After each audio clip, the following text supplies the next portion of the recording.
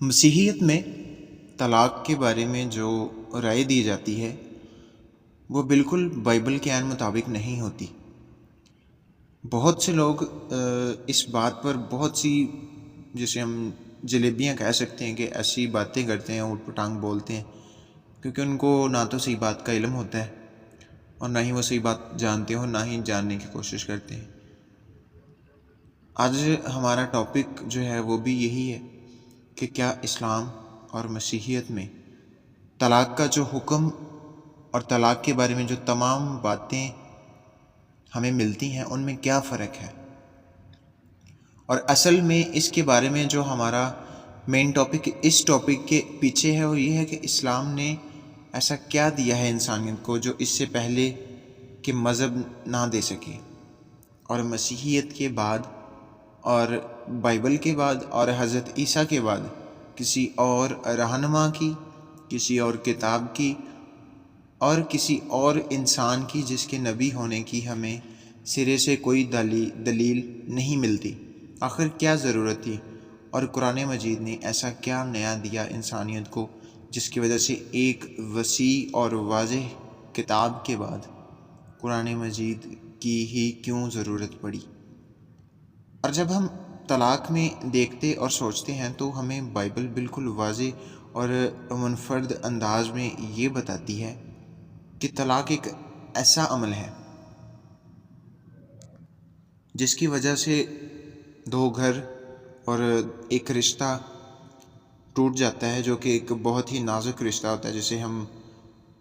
شادی کا بندھن کہتے ہیں۔ بائبل میں تقریباً 25 سے 30 بار نئے عہد نامے میں بھی اور پرانے عہد نامے میں بھی اس بات کو دہرایا گیا ہے۔ بائبل کہتی ہے کہ طلاق ایک گھنونا عمل ہے، اس کو نہ کرو۔ یعنی طلاق کو کسی جگہ بھی بائبل میں یہ نہیں کہا گیا کہ مرد اگر لڑتا ہے، کسی بات پر جھگڑا ہوتا ہے یا کوئی اور وجوہات ہیں، بہت سے ایسے مسائل ہیں جو گھروں میں ہو جاتے ہیں، تو اس کی وجہ سے جو مرد ہے وہ طلاق دے دے، یا پھر عورت اس قدر بیزار ہو جائے ان باتوں سے، جھگڑوں سے، کہ وہ چاہے کہ وہ طلاق لے لے۔ بلکہ طلاق کو لے کر ایک جگہ تو یہ بھی کہہ دیا گیا کہ خدا طلاق سے بیزار ہے۔ یہ میں بائبل کی بات بتا رہا ہوں۔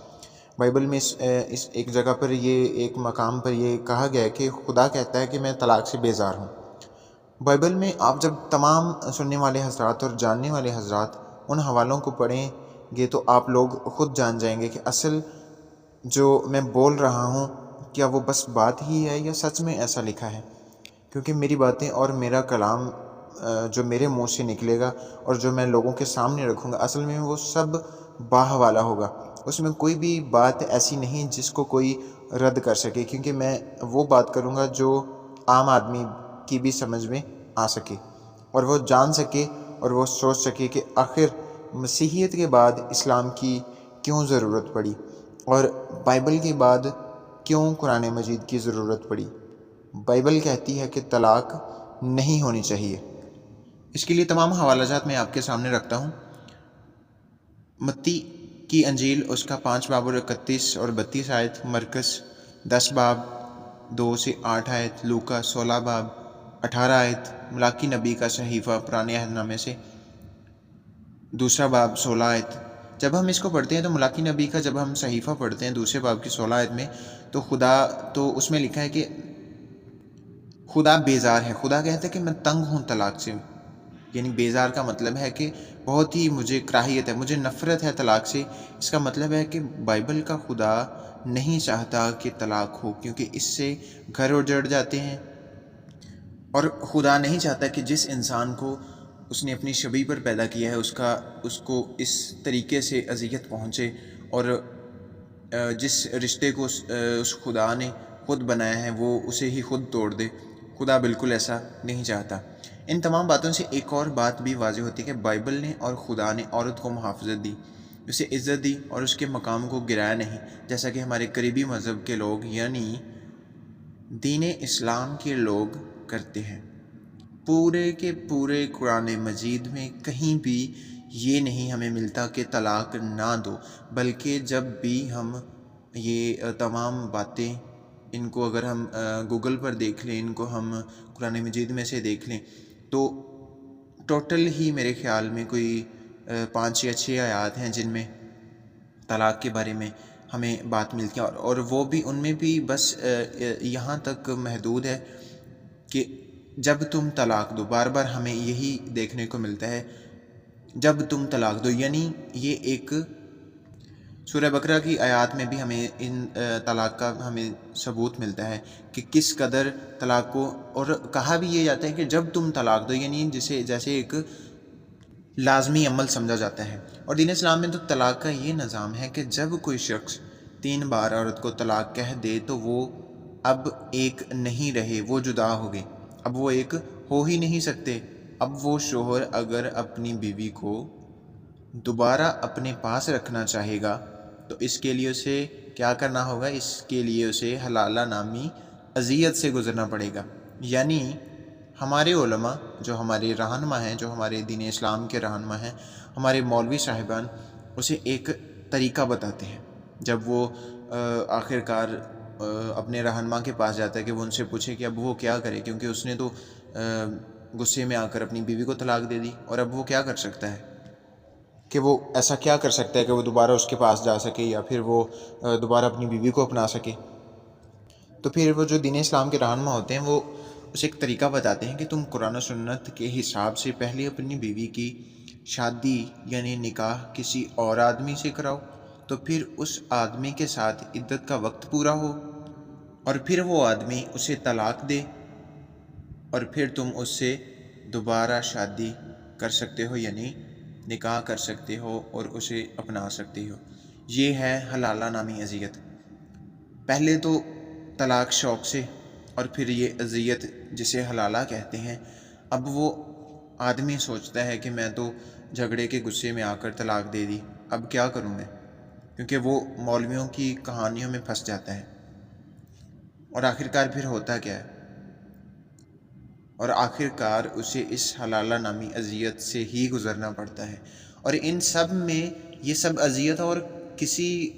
اور مرد کے ساتھ ہونا، سب کچھ کرنا، یہ سب سہ کون رہا ہوتا ہے؟ وہ عورت جو بیچاری در در کی ٹھوکریں کھاتی ہے، جس کی کوئی عزت نہیں رہتی، جس کی کوئی قدر نہیں، اور نہ ہی جس نے طلاق لی، نہ جس نے طلاق دی، بلکہ اس کے مرد نے، اس کے شوہر نے غصے میں آ کر اس کو طلاق دی،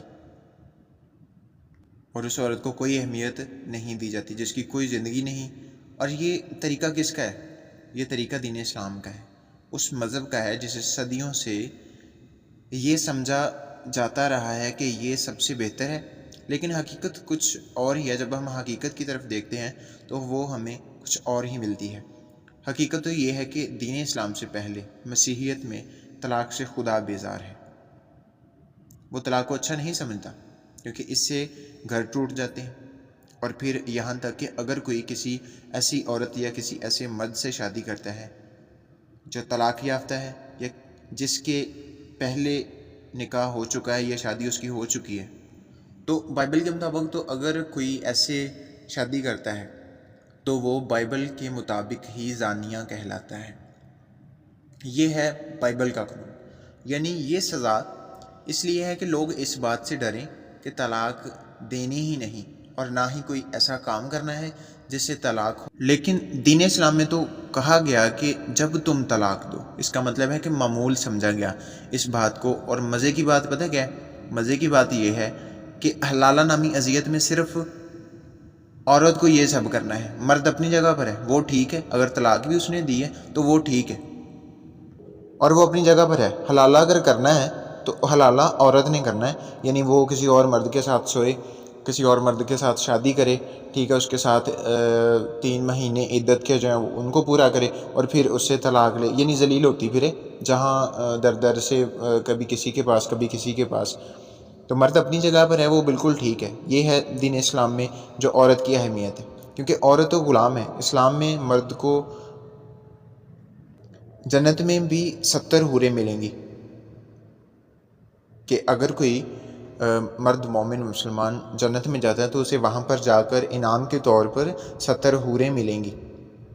اور عورت تو وہی جو دنیا میں تھا، جنت میں بھی وہی۔ اگر کوئی عورت اچھے کام کرتی ہے اور عورت وہ جنت میں چلی جاتی ہے تو اس کو وہاں پر کیا ملے گا؟ اس کو وہاں پر وہی ملے گا جو اسے دنیا میں مل چکا. اور یہ ہے انصاف کا تقاضا. یہ دین اسلام میں، یعنی جو ایک جس دین اسلام کو صدیوں سے سمجھا جاتا رہا کہ یہ ایک بہت ہی گریٹر دین مسیحیت مذہب ہے، اور اس میں انصاف کا تقاضا یہ ہے کہ مرد کے لیے اگر مرد کوئی اچھے کام کر کے جنت میں چلا جاتا ہے تو وہاں اس کے لیے کیا ہے؟ 70 حوریں، یعنی اس کو بہت سے ایسے مقامات پر 70 حوریں ملیں گی. اور جو عورت وہاں پر دنیا میں رہ کر اچھے کام کرتی ہے، نیک اعمال کرتی ہے، اور پھر وہ جنت میں جاتی ہے تو وہاں پر اس کو کیا ملتا ہے؟ وہاں پر اس کو وہی ملتا ہے جو دنیا میں، یعنی اور کہا ساتھ یہ جاتا ہے کہ انعام کے طور پر وہی ملے گا جو دنیا میں اس کے ساتھ تھا. کیونکہ عورت تو دین اسلام میں، دنیا کے دیگر مذاہب میں بھی یہی تمام باتیں چلتی ہیں، لیکن اگر ہم دین اسلام کی بات کریں تو اس میں صرف اور صرف عورت جو ہے وہ مرد کے بستر تک ہی ہمیں محدود نظر آتی ہے. ان تمام باتوں کے بعد جو تمام ہم نے آیات اور حوالہ ہم نے بائبل سے دیکھے، ان میں وہ تو میں نے 3-4 جو آیتیں تھیں وہ میں نے کوٹ کی، لیکن اس کے علاوہ 25 سے 30 آیات ایسی ہیں جن میں جو طلاق نامی اذیت ہے، اس سے ایک جگہ تو ہم نے دیکھا کہ خدا کہتا ہے کہ خدا خود کہتا ہے کہ میں طلاق سے بیزار ہوں، لیکن اس کے علاوہ بے شمار ایسے مقامات ہیں جہاں پر یہ کہا گیا ہے کہ طلاق بالکل نہیں ہونی چاہیے. اور ایک ایسی کنڈیشن دی گئی ہے کہ اگر کسی کی عورت یا کسی کی بیوی حرام کاری کرتی ہے تو پھر اس کے باعث وہ اسے طلاق دے سکتا ہے، لیکن اگر اس کے باعث اس کے علاوہ کسی اور وجہ سے اس کو طلاق دے تو وہ بالکل بھی سزا کے حقدار ہوگا. ان تمام باتوں کے بعد میرا یہ سوال ہے کہ مسیحیت جس میں وہ تمام باتیں جو انسانی سوچ پر بھی پورا اترتی ہیں، اس کے بعد آخر ایک اور کتاب جس میں کوئی نئی بات نہیں، کیونکہ بائبل مقدس میں جب ہم دیکھتے ہیں تو اس میں وہ تمام باتیں جو انسان کے فائدے کے لیے، انسان کے نقصان کے لیے ہمیں بتائی گئی ہیں. اور اس کے بعد جب ہم قرآن مجید کو دیکھتے ہیں تو ہمیں کوئی بھی ایسی نئی بات نہیں ملتی جو انسانیت کو پہلے پتہ نہ تھی، جس کی وجہ سے قرآن مجید کو نازل کرنا یا پھر ایک آخری کتاب کے طور پر، حالانکہ اس کا قرآن مجید میں کوئی ایسا ذکر ہمیں نہیں ملتا، لیکن کہ یہ ایک آخری کتاب ہے جس کو اللہ تعالیٰ نے خود قلم بند کروایا اور اس کی حفاظت کرنے والا ہے. ان تمام باتوں کا قرآن مجید سے اور دین اسلام سے کوئی لینا دینا نہیں ہے. یہ بالکل وہ باتیں ہیں جو من گھڑنت ہیں، جنہیں خود بنایا گیا، یعنی جنہیں ہینڈ میڈ ہم خود کہہ سکتے ہیں کہ یہ انسان نے ان کو خود لکھا ہے. اور پھر ان تمام باتوں کے بعد ایک اور کتاب کی اور ایک اور نبی کی، جس کے نبی ہونے پر ہمیں سرے سے کوئی ثبوت نہیں ملتا، جس کے شجرے کا ہمیں کچھ پتہ نہیں چلتا. ہاں، حدیثوں سے بہت سے حدیثیں پیش کی جاتی ہیں، لیکن حدیثوں کا قرآن مجید سے بھی کوئی لینا دینا نہیں ہے، کیونکہ قرآن مجید اور حدیث کو ایک ہی تلفظ میں بولا تو جاتا ہے، لیکن قرآن مجید کا حدیث سے کوئی لینا دینا نہیں ہے، نہ ان دونوں کا کوئی آپس میں تعلق ہے. اس لیے حدیث میں جو کچھ لکھا ہے وہ الگ بات ہے، اور جو قرآن مجید میں لکھا ہے اس کو ہم الگ نظریے سے دیکھتے ہیں. اور پھر جس نبی کے نبی ہونے اور اس کی نبوت ہی ہمیں ثابت نہیں ہوتی آخر، اور اس سے پہلے جب ہم دیکھتے ہیں تو حضرت عیسیٰ